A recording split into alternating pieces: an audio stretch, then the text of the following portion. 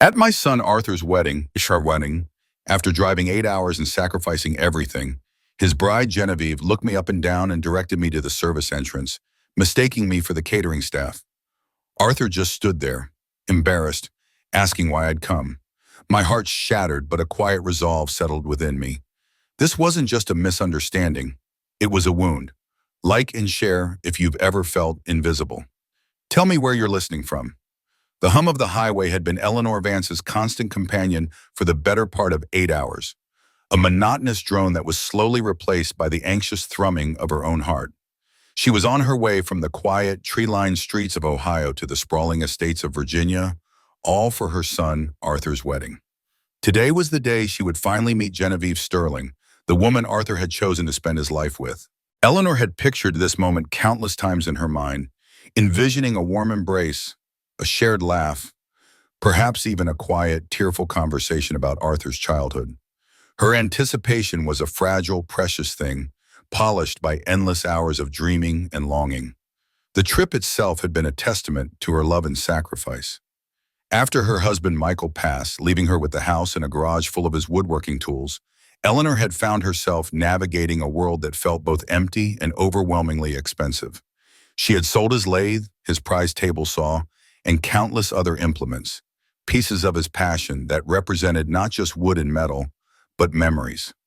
Each sale had chipped away at a part of her soul, but the funds had accumulated, slowly building the reserve needed for this journey. She had also picked up extra shifts at the diner, her feet aching at the end of each day, her back stiff. Also, she could afford a decent gift, a new dress, and the gasoline for her trusty, albeit aging 12-year-old Honda Civic. This wasn't just a drive, it was a pilgrimage, fueled by love and financed by grief. As she turned off the main road and followed the winding drive up to Rosewood Manor, Eleanor felt her breath catch. The estate was magnificent, a grand edifice of stone and glass nestled amidst manicured gardens and ancient oak trees. Valets in crisp uniforms glided silently, parking luxury vehicles with practiced ease. Eleanor's worn Civic, with its faint aroma of spilled coffee and dog-eared map, felt like an anomaly, a forgotten relic in a parade of sleek, polished grandeur. She smoothed the skirt of her clearance rack dress, a sensible navy number that had seemed perfectly appropriate in the thrift store, but now felt woefully inadequate. Her purse, a practical, no-nonsense leather bag, suddenly felt heavy and out of place. Despite the burgeoning sense of inadequacy, she squared her shoulders. She was Arthur's mother, and she had every right to be here. She found herself walking through a foyer that shimmered with crystal and polished marble, a dizzying array of flower arrangements scenting the air. Then she saw her, Genevieve Sterling. She was breathtaking, a vision in white lace, her dark hair swept up in an elegant chignon, her eyes sparkling with confident joy. Eleanor felt a surge of warmth and pride for her son. He had found someone truly beautiful. With a genuine motherly smile, Eleanor made her way towards the bride, her heart swelling with emotion. "Genevieve, dear, I'm Eleanor Vance," she began, her voice a little breathy with excitement. "Arthur's mother. It's so wonderful to finally meet you." Genevieve's smile, previously radiant, faltered. Her eyes, which had been alight with happiness, narrowed almost imperceptibly as they swept over Eleanor's modest attire.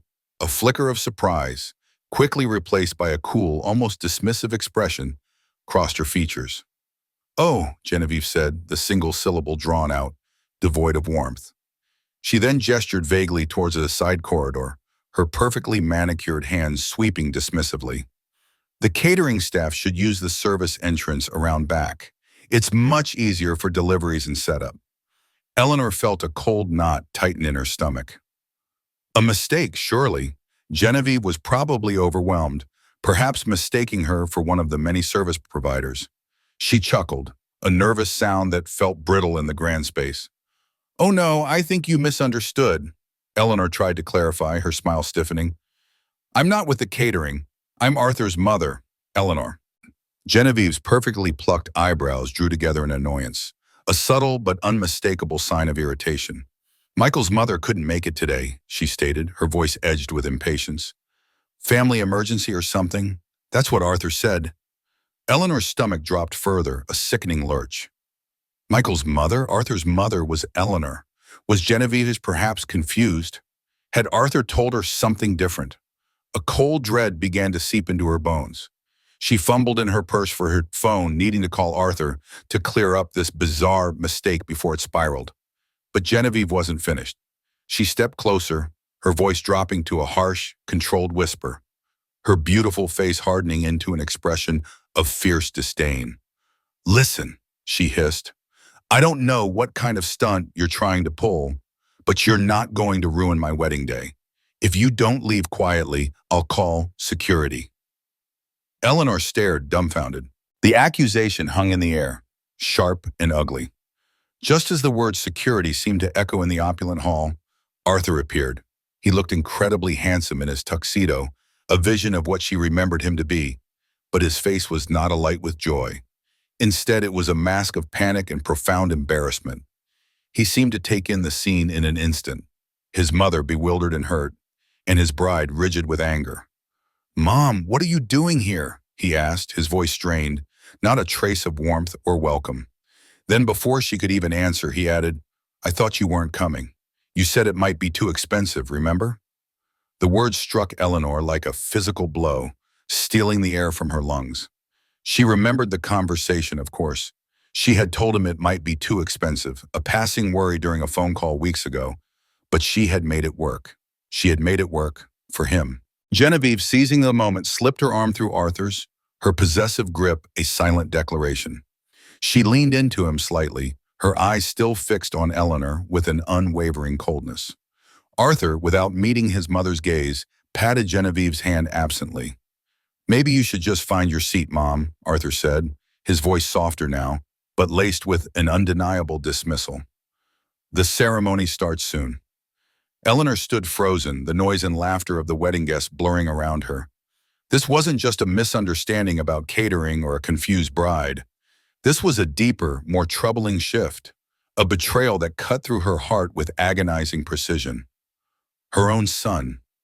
He hadn't expected her. He hadn't wanted her there.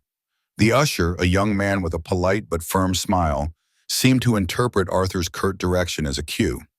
He guided Eleanor through the rows of well-dressed guests, past faces that blurred into a sea of polite curiosity. They wove their way past elegantly coiffed women and distinguished men, past the chattering, laughing clusters of people who seemed to belong effortlessly in this magnificent setting.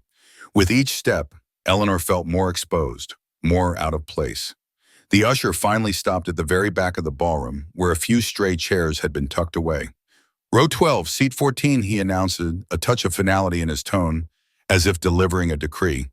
He added almost as an afterthought, "It's usually where they put the plus ones who don't quite fit into the main family arrangements." Eleanor's lips thinned. Plus ones.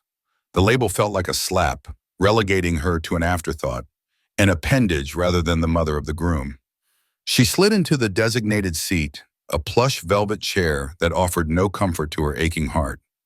To her left sat an elderly man, his eyes closed in what appeared to be a peaceful nap. To her right, a woman with vibrant red hair and a dazzling smile turned to her. "Hello there," the woman chirped, extending a hand. "I'm Chloe, Genevieve's former college roommate. Lovely wedding, isn't it?" Eleanor offered a strained smile and introduced herself. Chloe's cheerful demeanor faltered slightly. "Arthur's mother?" she repeated, her voice tinged with surprise. She glanced towards the empty front rows reserved for the groom's family. "Oh, I just assumed. Well, never mind. It's a grand affair, isn't it?" The implication hung unspoken. Why was Arthur's mother seated so far back? From her distant vantage point, the front of the room looked like a stage brightly lit and populated by characters in a play to which Eleanor was merely an accidental audience member. Genevieve's parents, the Sterlings, were seated prominently in the very first row. Sterling, a woman with impeccable posture and a pearl necklace that gleamed even from this distance, exuded an air of quiet power. Mr. Sterling, equally distinguished in a tailored suit, occasionally reached over to pat his wife's hand. They looked elegant, distinguished, every inch the picture of an accomplished, loving family. The groom's side of the front row, however, remained conspicuously empty. A hollow ache formed in Eleanor's chest. Her husband was gone. Her parents were gone. And Arthur was her only remaining family, and she, his only remaining blood relative, was seated in the back, behind a pillar that partially obscured her view. The soft strains of a string quartet announced the ceremony's commencement. Arthur appeared, walking with his best man, handsome in his perfectly fitted tuxedo. But even from this distance, Eleanor could see the subtle tension in his shoulders, the way his gaze darted frequently toward the Sterling family, as if seeking their approval, or perhaps their permission. Then Genevieve entered, a breathtaking vision in a gown of cascading white lace.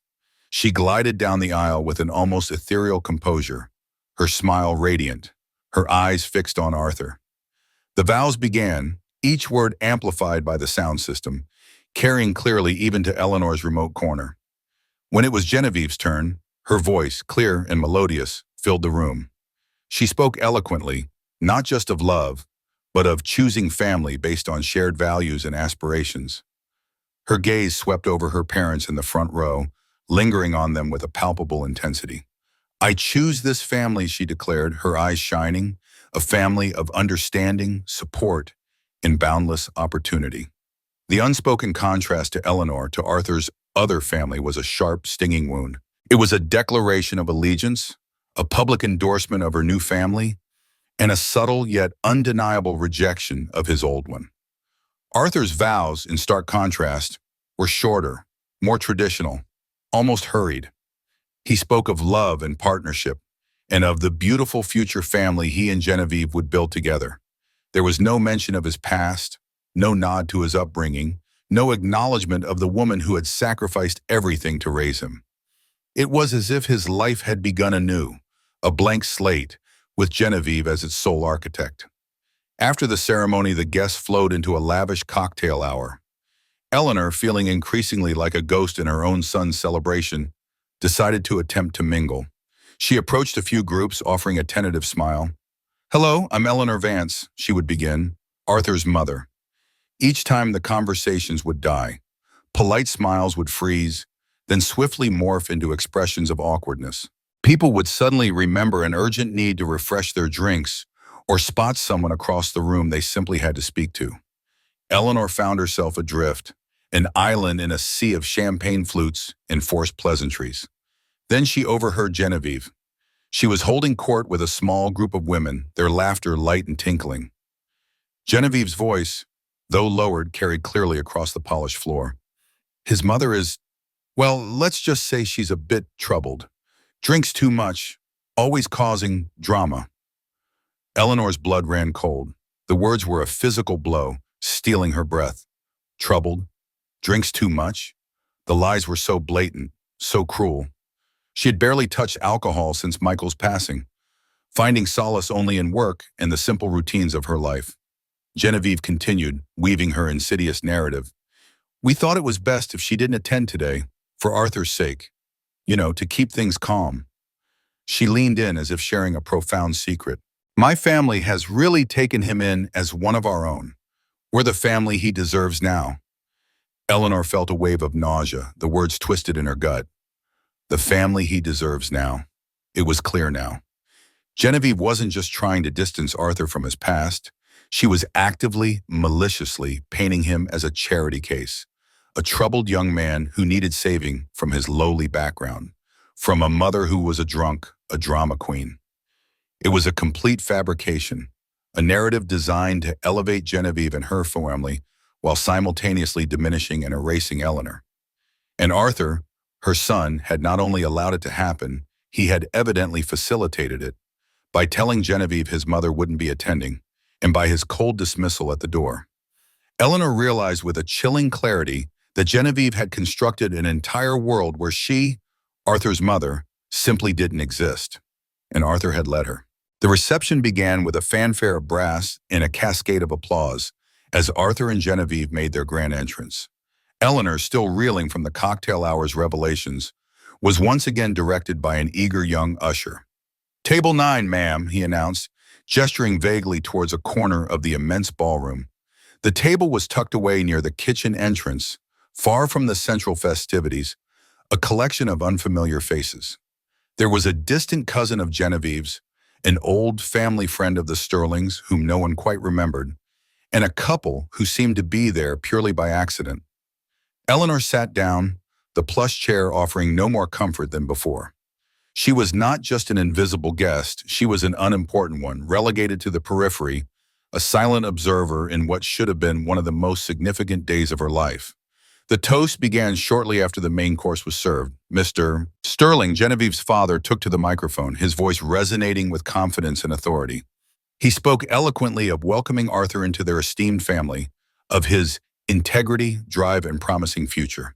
He even hinted at bringing Arthur into the Sterling family business, a prestigious law firm, a prospect that seemed to fill the room with murmurs of approval and admiration. It was a picture of success, of acceptance, of a future Eleanor could never have provided. Then came Arthur's turn. He rose, his tuxedo immaculate, his smile a practiced blend of gratitude and charm. He thanked the Sterlings profusely for their unwavering love and support, his voice thick with emotion.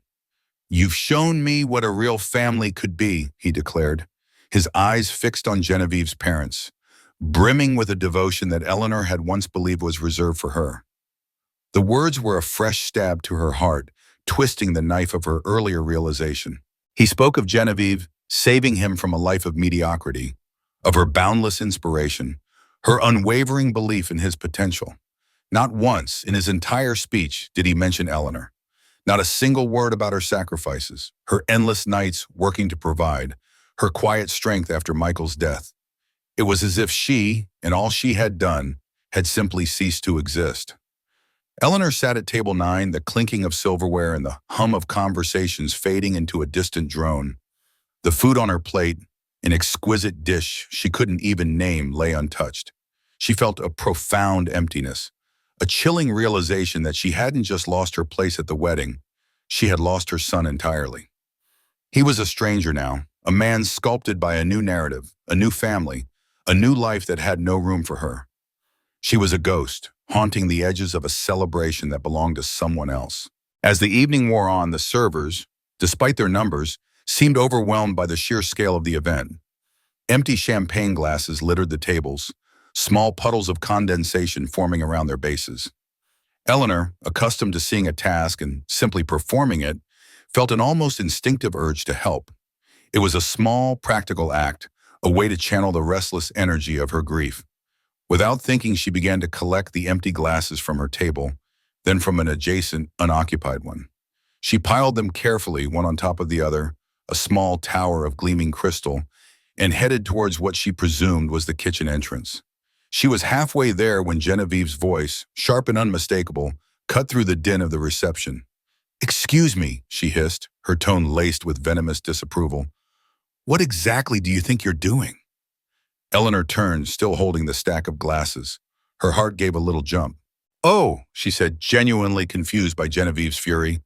"I was just helping clear some glasses." The servers seemed quite busy. Genevieve's face contorted, her carefully constructed composure cracking to reveal a mask of pure rage. Her eyes, usually so bright, now glinted with a cold, hard fury. "Put those down immediately," she practically snarled, her voice low but piercing. "I specifically told the catering manager that staff should remain invisible.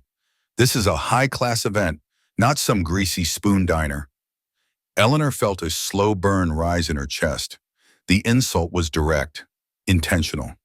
She set the glasses down carefully on a passing side table, her hands trembling slightly. "Genevieve," she said, her voice firm despite the tremor, "I think you're confused again. I'm not staff, I'm Arthur's mother. Eleanor, remember?" Genevieve's expression turned even more hostile, a chilling sneer twisting her perfect lips.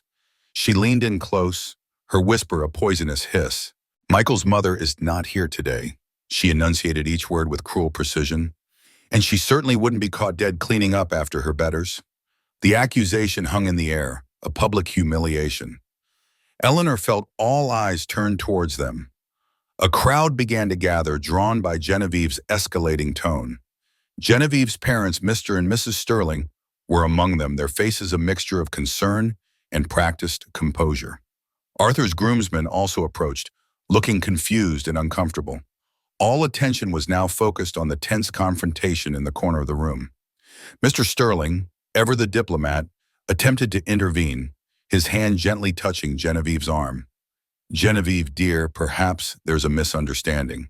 But Genevieve, fueled by a terrifying blend of anger and self-righteousness, pulled away from her father's touch. She ignored him completely, her gaze fixed on Eleanor, her voice rising to address the burgeoning crowd. This woman is clearly mentally unstable, she declared, her accusation ringing through the ballroom. She's trying to disrupt my wedding. Security! Someone get security! Eleanor's hands trembled uncontrollably as she stood there, her mind racing. Mentally unstable? The audacity? The sheer cruelty? She had to prove who she was, not just to Genevieve, but to the gathering crowd, to Arthur's groomsmen, to anyone who might believe this vicious lie. No, she cried, her voice cracking with desperation. I am Eleanor Vance, Arthur's mother. I have pictures of him as a baby. I remember the scar on his knee from when he fell off his bike when he was 7. The intimate details, fragments of a shared past, spilled from her, raw and desperate, a last-ditch effort to reclaim her identity from the woman who sought to erase her entirely. Eleanor's desperate pleas, the intimate details of Arthur's childhood, hung in the air, a fragile attempt to bridge the chasm that had opened between them. But Genevieve merely dismissed them with a sneer, her eyes alight with a cruel triumph. Anyone could have gotten that information from social media or old friends, she spat, her voice dripping with contempt. You're obviously a kind of stalker, a grifter trying to exploit a happy day. The murmurs from the gathering crowd intensified, some faces reflecting concern, others outright suspicion. Eleanor felt a wave of dizziness, the ornate ballroom spinning around her. Then Arthur pushed through the circle of onlookers. His face was pale, unreadable, a stark contrast to the joyous groom he should have been. Hope, fragile and desperate, flared in Eleanor's chest. Surely he would put an end to this nightmare. Arthur, please, she cried, her voice raw with anguish. Tell them who I am. Tell your wife that I'm your mother. Her eyes pleaded with him, searching for any glimmer of the boy she had raised, the son she loved beyond measure. Arthur stared at her. An eternity seemed to pass in that moment, the seconds stretching into an agonizing tableau. His gaze, once filled with childish adoration, then teenage exasperation, now held nothing she recognized. The face of the son she had nurtured, comforted, and sacrificed for was gone, replaced by a stranger's cold, blank mask. When he finally spoke, his voice was flat, devoid of emotion, distant. Skyler's right, he said, using a name Eleanor had never heard, a name that felt alien and wrong. My mother couldn't make it to the wedding today. Family emergency. The words struck Eleanor with the force of a physical blow.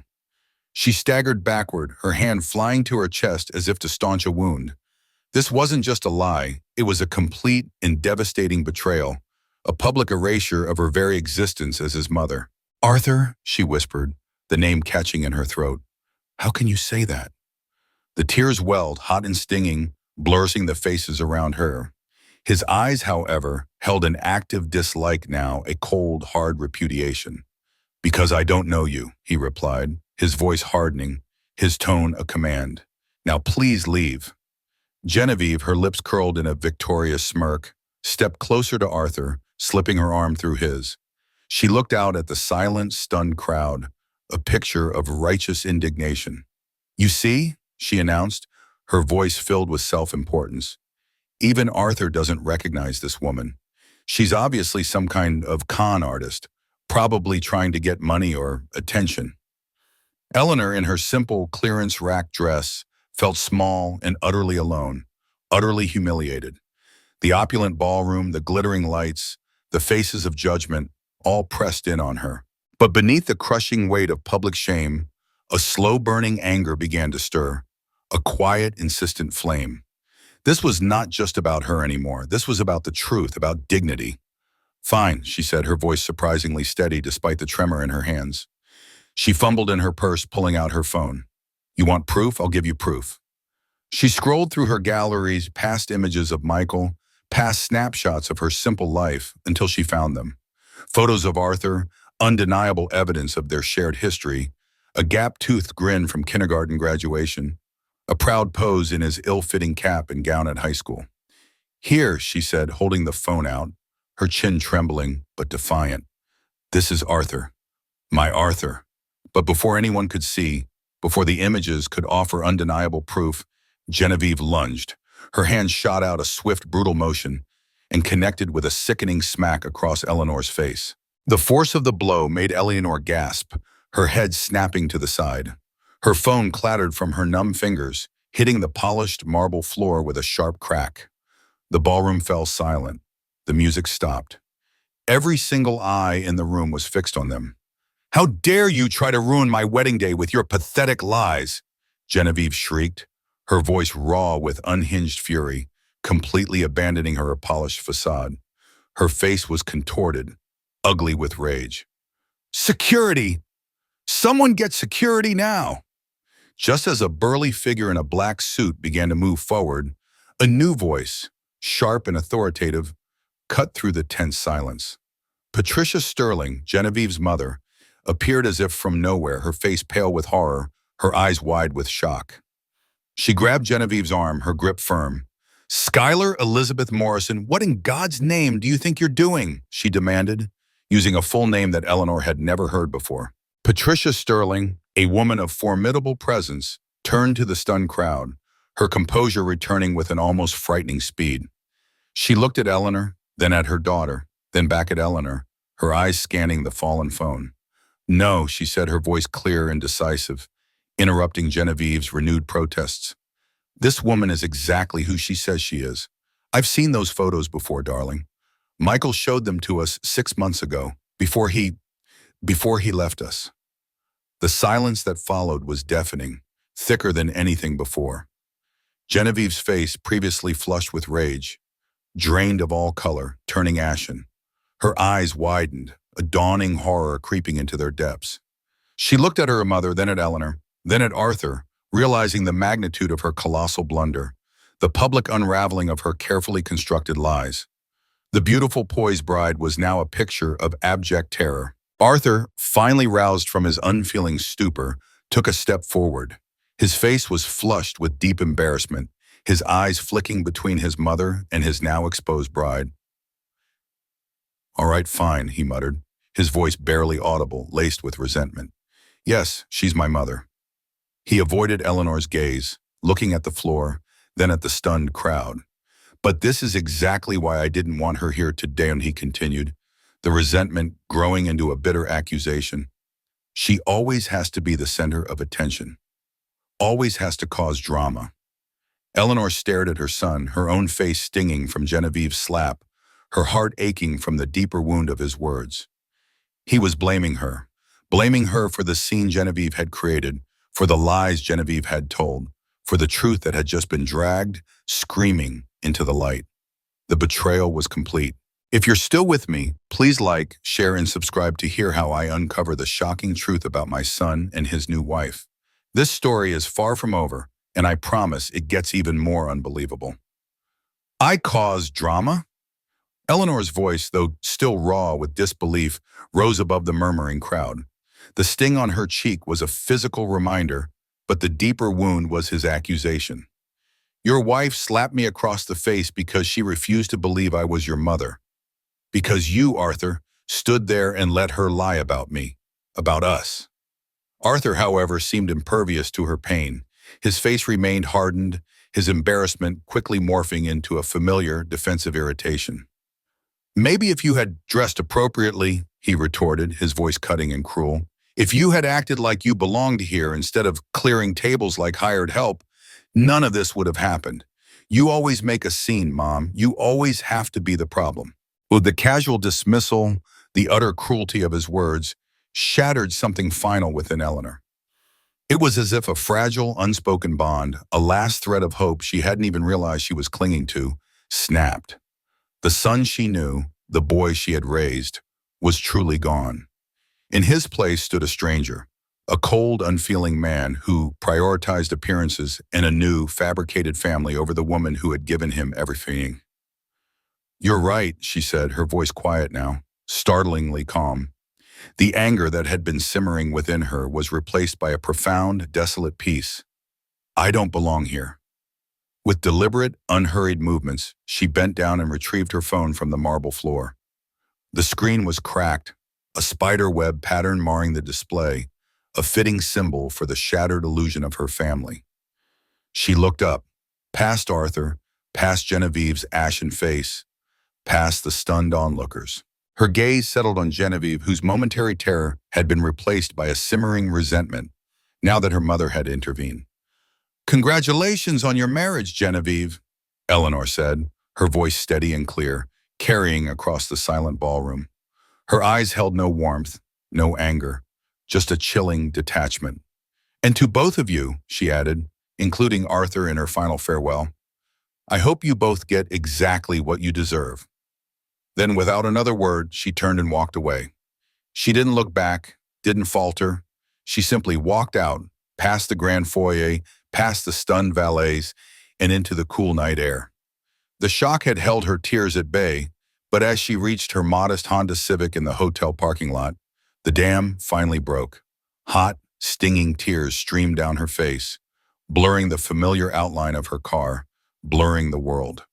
The pain was immense, a gaping chasm in her chest, but it was also clean, untainted by hope or expectation. Arthur's reaction, the active dislike in his eyes, his cruel blaming of her for a scene Genevieve had created, had cemented it. He was a stranger. She sat in her car, the engine off, the silence broken only by her ragged sobs.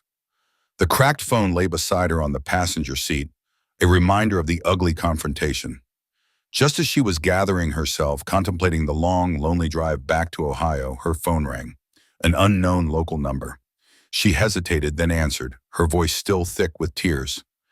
"Eleanor, it's Patricia Sterling, Genevieve's mother." The voice was soft, apologetic, yet firm. "I know this is probably the last thing you want to do right now, but would you be willing to meet me? In the hotel lobby? I have a feeling we need to talk." Eleanor's first instinct was to refuse, to flee. But something in Patricia's voice, a genuine distress that cut through the polished facade, made her pause. What more could possibly be said? What more could possibly hurt? Curiosity, a flicker of it, stirred within her. 20 minutes, Eleanor managed, her voice still shaky. "I'll be there." 20 minutes later, Eleanor found herself sitting opposite Patricia Sterling in a quiet corner of the hotel lobby.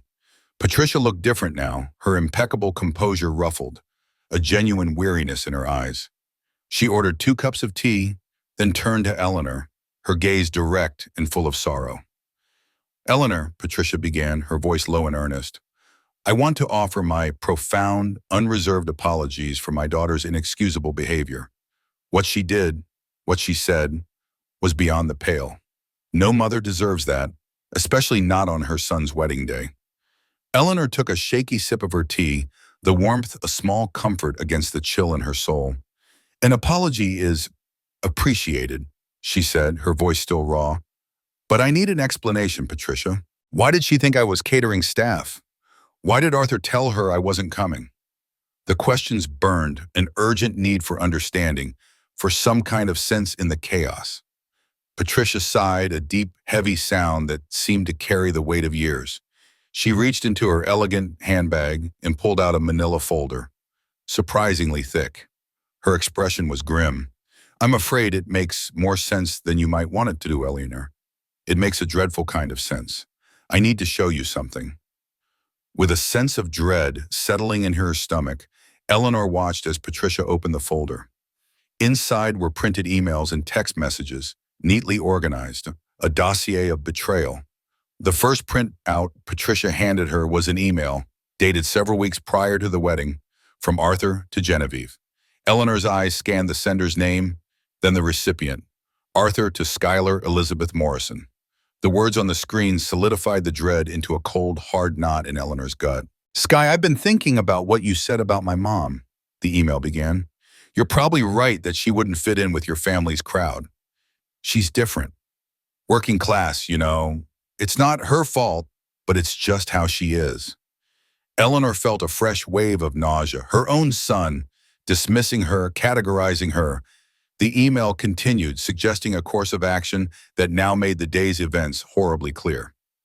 Maybe, Arthur had written, We just tell everyone she couldn't make it to the wedding, said she had a family emergency or something. It would avoid any awkwardness. Eleanor's hand trembled as she held the printout, her eyes scanning the chilling words. Michael, darling. Genevieve's response confirmed everything. Michael, darling, I'm so glad you're finally seeing reason about this. It's for the best, really.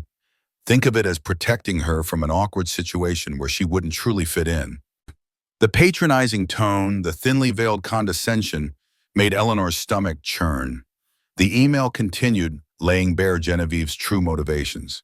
She stressed the paramount importance of Arthur, making the right impression on her father's important business contacts, many of whom would be at the wedding. This is your chance to solidify your position, my love. Don't let anything from your past muddy the waters now. Eleanor's gaze drifted to the name Genevieve had used for Arthur, Michael, a fresh pang of confusion and hurt. Why was she calling him Michael? Patricia gently handed Eleanor more printouts. The correspondence spanned several months, a meticulous chronicle of deception. It detailed Arthur's gradual, almost imperceptible agreement to increasingly elaborate deceptions about Eleanor's absence. Each email, each text, chipped away at Eleanor's identity, systematically erasing her from her son's narrative. At first, Arthur's replies were hesitant, expressing a faint guilt. But Genevieve's responses were always persuasive, always insidious, framing the lies as acts of protection, acts of love, acts of necessity for Arthur's burgeoning career and social ascent. A particularly disturbing text message thread, dated just 2 weeks prior to the wedding, revealed Arthur's last vestiges of anxiety. Skyler, he had typed, the name still jarring to Eleanor. What if she just shows up anyway? She's pretty stubborn when she sets her mind to something. Genevieve's reassurance was swift and chilling. She won't. I've heard you mention she's always struggling for money. She doesn't have the funds for the trip, and she's too proud to ask me for help. Besides, darling, you already told her you didn't want her here if it was a financial burden. That last line twisted the knife. Eleanor remembered telling Arthur it might be too expensive, a passing worry during a phone call, not a definitive declaration. Genevieve had weaponized that casual comment, twisting it into a firm refusal. Then came Arthur's final acquiescence, a sentence that would forever brand itself into Eleanor's memory. Okay, you're right, Sky.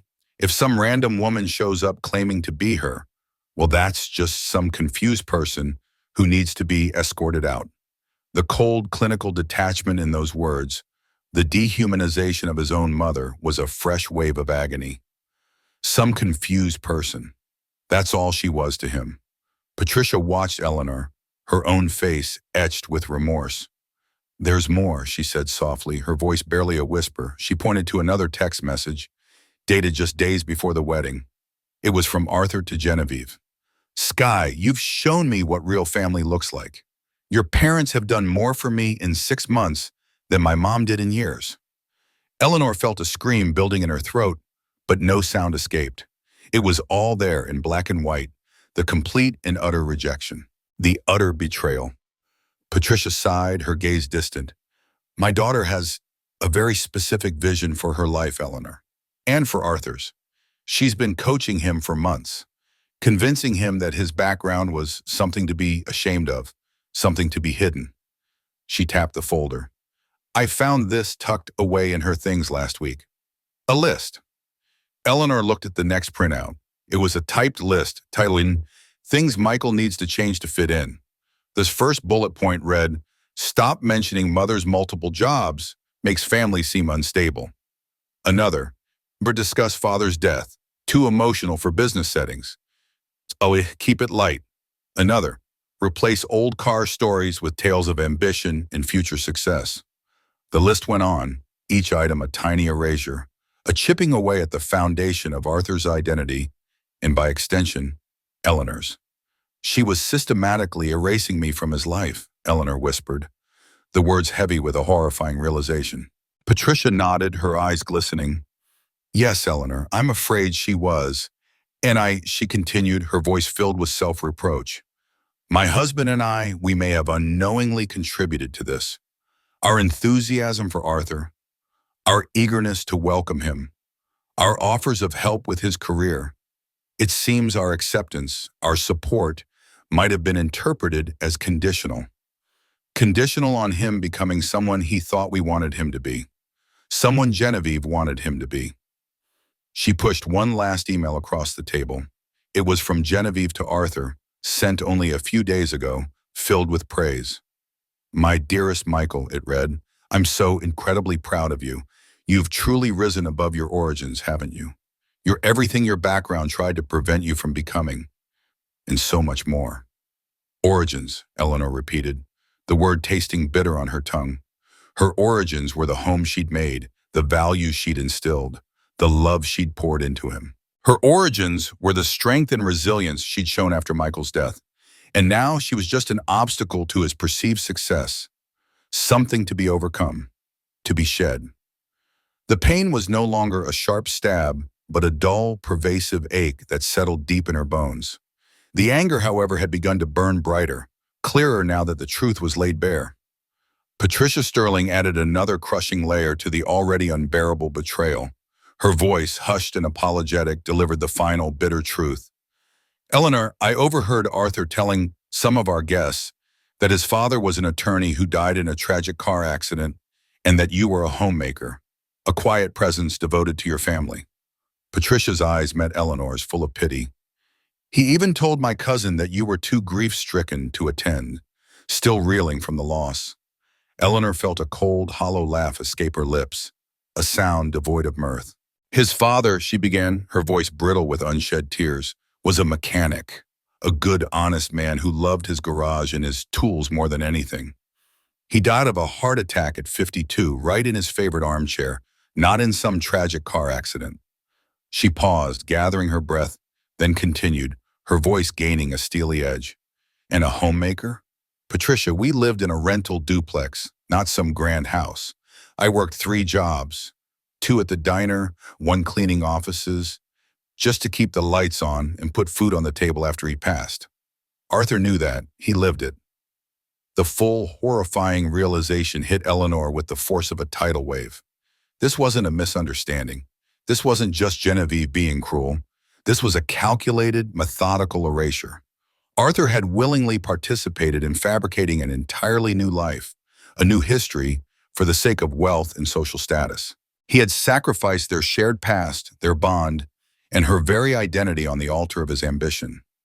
He had not just allowed Genevieve to erase her, he had actively assisted in it, constructing a fictional, more palatable narrative of his life, a story where his working-class mother and mechanic father had no place. Eleanor looked at Patricia, her gaze unwavering. "Why?" she asked, her voice quiet but firm. "Why are you showing me all this? Why are you betraying their confidence?" Patricia's shoulders slumped. "Because what they did tonight was cruel and unforgivable, Eleanor. Skyler's behavior was appalling, but Arthur's silence, his complicity, it's deeply troubling. It's not the man I thought he was." She paused, taking a deep breath. "And because I have a feeling that Skyler's treatment of you tonight is just the beginning. I've seen her do this before. To friends, to cousins. She systematically destroys relationships and parts of people's identities if they don't fit her ideal." Patricia's gaze held a warning. "She won't stop with you, Eleanor. She'll destroy other parts of Arthur too, if they don't align with her vision." Eleanor absorbed Patricia's words, a chilling clarity settling over her. The wedding incident wasn't an isolated event. It was a demonstration. A public declaration of Genevieve's power and a test of Arthur's loyalty to her new world, her new family. And Arthur had passed that test, at his mother's expense. He had chosen. Patricia carefully closed the manila folder and slid it across the table to Eleanor. "Keep these," she said, her voice gentle. "I made copies. If you ever need proof of what really happened tonight, or what's happening to Arthur, you have it." Eleanor clutched the folder, the weight of the papers heavy in her hands, a stark contrast to the lightness she now felt in her soul. She thanked Patricia, a genuine gratitude for the unexpected ally, and walked back to her hotel room. The elegance of the room, once intimidating, now felt irrelevant. She looked at the cracked screen of her phone, then at the manila folder filled with evidence of her son's betrayal. Arthur had traded his integrity, his history, his very authentic self for acceptance in a superficial world. He might have gained wealth and status, but he had lost something far more precious. She realized that while she had lost a son, Arthur had also lost something profound. He had lost his authentic self, bound himself to a conditional love, to a life built on lies. The thought didn't alleviate her pain, but it offered a strange kind of perspective. The drive back to Ohio, the same 8-hour journey she had made with such hope and trepidation, became a crucible of reflection. The hum of the engine, once a monotonous drone, now seemed to hum with new resolve. She replayed every word, every look, every nuance of the wedding, each memory solidifying her understanding. She grieved, yes, for the son she had lost, for the life that could have been. But with the sunrise, as she pulled into her own driveway, her grief transformed into a sharp clarity, a liberating sense of purpose. She was done. Done trying to earn her place. Done trying to appease. Done trying to fit into a world that had so cruelly rejected her. Her first call, even before she unpacked, was to her lawyer, Mr. Davies. She left a calm, measured message, scheduling an appointment for first thing Monday morning. Then she retrieved her legal documents from her safe, the ones she had carefully protected for years. Her will, her life insurance policy, her property deeds. Arthur's name was etched into every important line.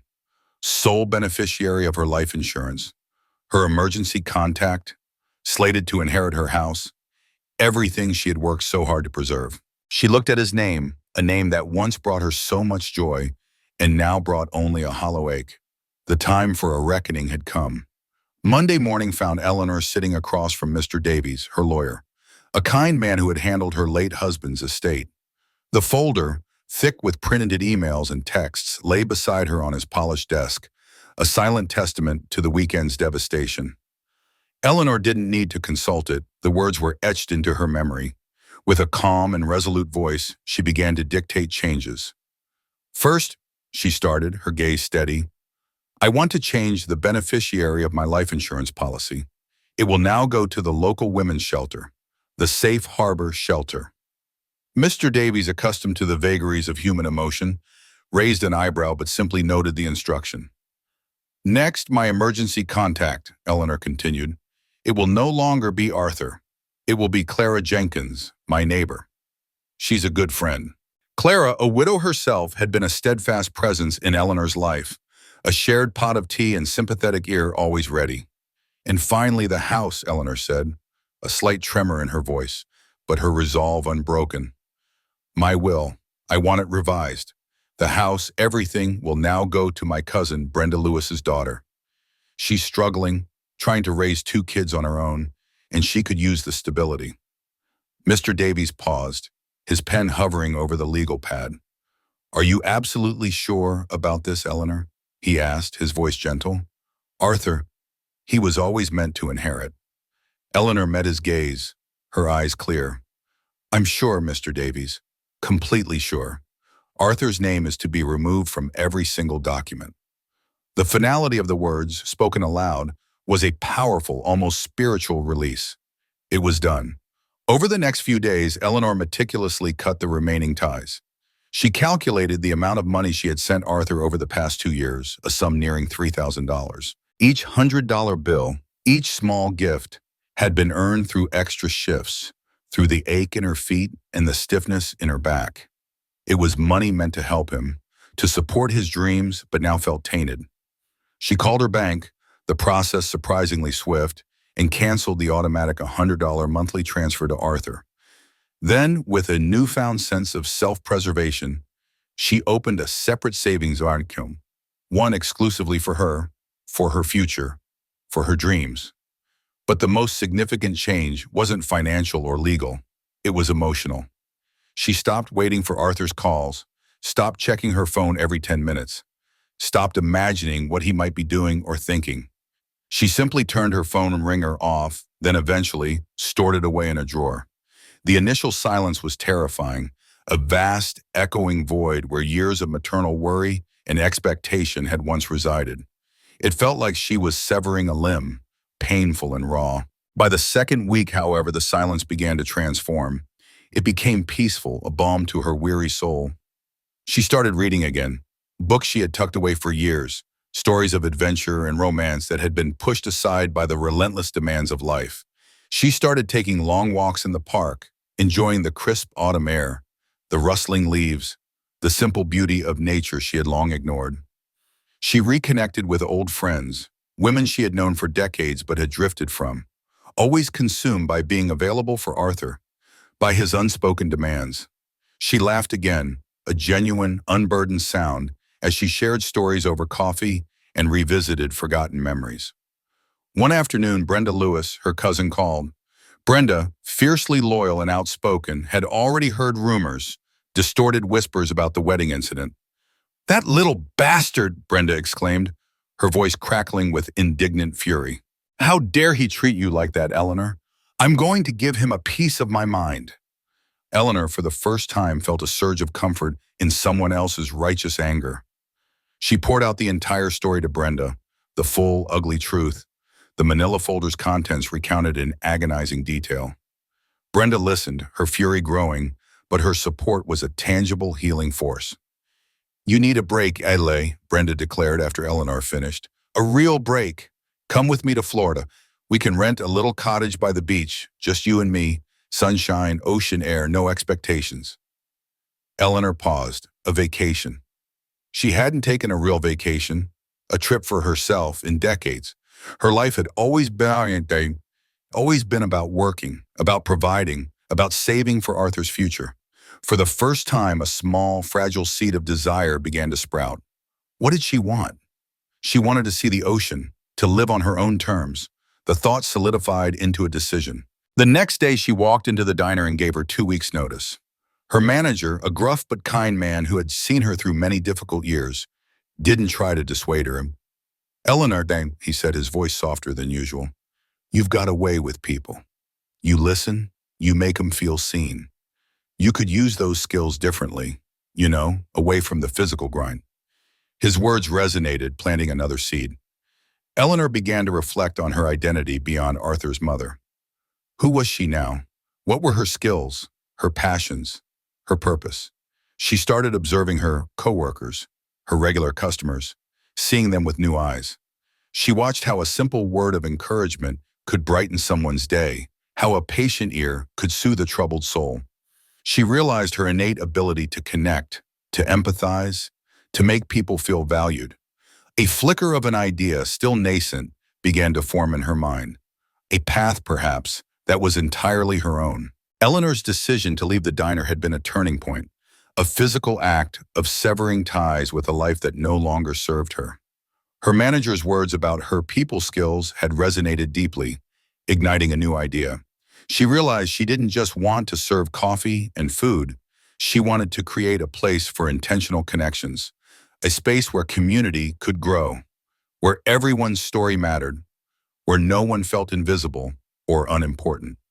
It was a daunting idea, but the thought of it filled her with an excitement she hadn't felt in years.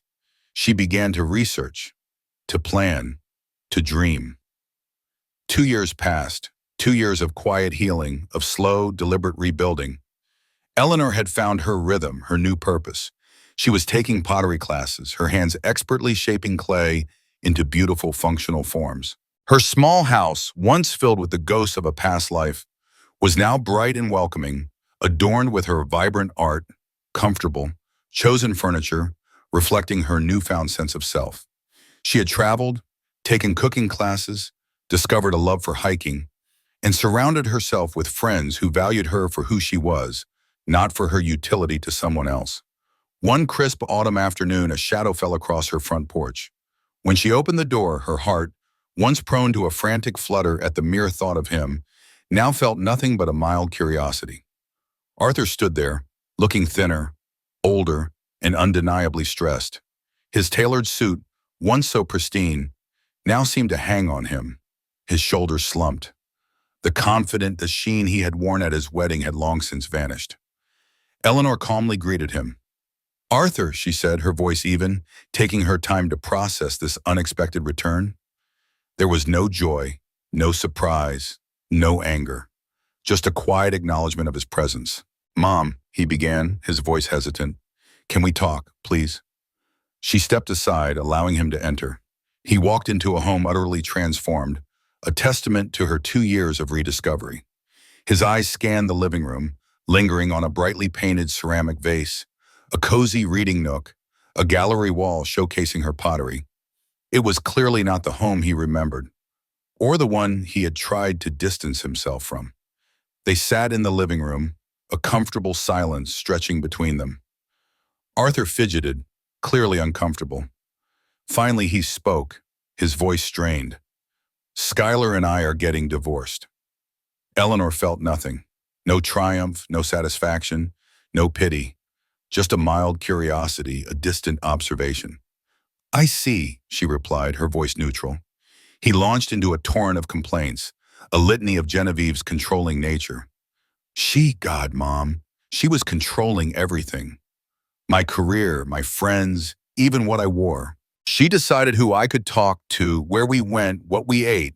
He ran a hand through his hair, a gesture of exasperation.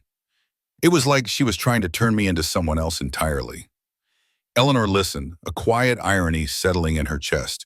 She remembered the emails, the things Michael needs to change list. He had willingly embraced that control, hadn't he? For social gain, for the promise of a life he thought he deserved. Then Arthur dropped a new, sharper barb. He paused, his voice dropping, she even used to laugh about that night at the wedding, about how she slapped you, that you didn't fight back. A cold, clean anger, distinct from the searing pain of the battled in Eleanor's chest. This was fresh, new, and clarifying. "And what did you say, Arthur?" she asked, her voice low and even. "When she talked about that night? When she laughed about slapping your mother?" His face flushed crimson. He averted his gaze, his voice barely a whisper. "No," he admitted, "I didn't." He hadn't defended her. Not then, not ever. "Mom, I'm so sorry," he said, his voice cracking. "I know what I did was wrong. I got caught up in wanting to impress her family, to be part of that world. I thought it would make me happy." He then admitted that the Sterlings had never truly accepted him. His father-in-law had cut him off after the divorce was announced, and he had lost his prestigious house and half his money when their connections disappeared. Eleanor absorbed the information without emotion, seeing his pain as the direct, undeniable consequence of his choices. He had traded everything, and now he was paying the price. "I was hoping," he continued, looking around the comfortable, art-filled room, a desperate flicker in his eyes, "I could come home, be a family again. Just for a little while until I get back on my feet." He was expecting rescue, expecting the unconditional comfort of the mother he had so cruelly rejected. Eleanor looked at him, truly looked at him, and saw a desperate, lost man, but not her son. "And then what, Arthur?" she asked gently, her voice devoid of accusation. "When you get back on your feet, what happens then?" She told him about her past 2 years, about living for herself, traveling to Florida, the pottery classes, the new friends, the sense of purpose she had found. Her voice was calm, steady, filled with a quiet strength he had never seen before. "We were never a real family, Michael," she said, using the name Genevieve had given him, a name that felt alien to her tongue. "We were a mother and son who cared about each other. But even before Skyler came along, you were already pulling away, building a life where I didn't fit." She just codified it. Arthur's face crumpled, tears welling in his eyes. "That's not true. I love you, Mom. I do." Eleanor nodded. "I know you do, Arthur, in your own way, but love isn't enough if it comes with conditions. If it means I have to be erased, belittled, or only called upon when everything else falls apart, I won't be available as a backup plan when your first choice doesn't work out." Panic and anger flared in his eyes. "You're just going to throw away 31 years because I made one mistake?" he accused, his voice rising. Eleanor shook her head, her gaze firm. "It wasn't one mistake, Arthur. It was a series of calculated decisions over months. Your lies, your blame, your prioritization of social climbing over the woman who gave you everything." She rose from her chair, walking towards the front door. "You didn't lose your integrity and your family, Arthur. You traded them." She opened the front door, the autumn breeze rustling through the leaves outside. Arthur stood there, tears streaming down his face, a raw, desperate question in his eyes. "What am I supposed to do?" Eleanor looked at him, a profound sense of completion settling in her heart. Her final words were delivered with a quiet strength, a wisdom earned through pain and resilience. The same thing I did when you abandoned me, figure it out. She closed the door gently but firmly, leaving Arthur on the porch to his new, solitary path. The sound of his quiet sobs was muffled by the solid wood. Eleanor walked back to her pottery wheel, picked up a lump of clay, and began to shape it, her hands steady, her heart finally free.